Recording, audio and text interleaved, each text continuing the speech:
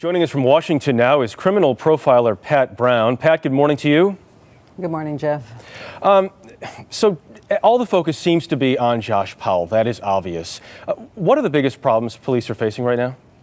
Well, first of all, I want to say why all the focus is on Josh Powell, because he put it there. If he really was worried about where his beloved wife went off to, or if he was wanting the police to search for her, to search for someone who took her, he would be very forthcoming with them. He would do everything he could, because after all, he knows there'd be no evidence against him in the house, no evidence in his van. No matter where he went with those children in the middle of the night, there'd be nothing against him, and he'd want them to find his wife. So he himself has put all the focus on him, so he has no one to blame but Okay, Josh so Powell. let me ask you, so we saw him kind of this bizarre scene at this vigil over the weekend for his missing wife. He went there, but he didn't say anything. He didn't talk to the family. Why would he go to that?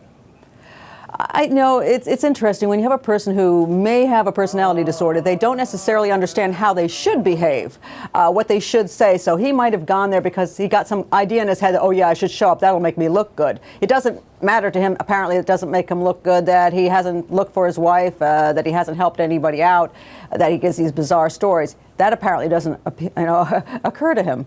So if you're in the police's position right now, where do you go with this? Is there, he says he took his sons camping in these sub-freezing temperatures, which seems hard to believe on its face. Yeah, at what point can police just discount that and say, you know what, we don't think that happened. We need to figure out exactly what did happen. When do they just eliminate that possibility? Well, I think they eliminated that the first night when they had him in the interrogation room. He knows he's a suspect, even if the police are not saying he is one. He knows he is, because they were probably all over him saying, Josh, it's the stupidest story we have ever heard. Your wife is not going to let you do that. So we're just not hearing what they did when they were in that room.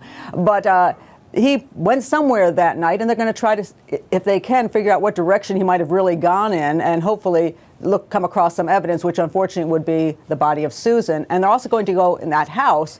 They've been all over that trying to find evidence where that wet stain was. I mean, something happened that required somebody to do some real deep cleaning of that rug, and that would mean to me some blood evidence. So that's what they're hoping to get, is blood evidence, so that at least proves something happened in the house. Right, and quickly here, Pat, that evidence, speaking of it, how quickly might they get results back from the crime lab, and what will those results tell them?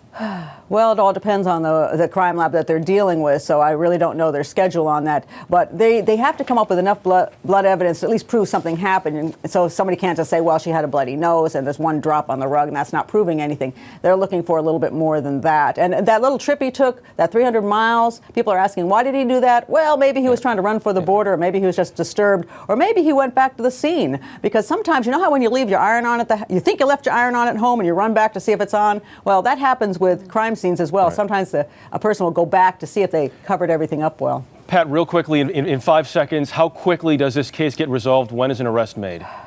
I don't think it's going to be that quick. I think they really have to get all the ducks in a row, because they don't want to go to court with just a totally circumstantial case. All right, Pat Brown from Washington. Pat, thanks so much. Thanks.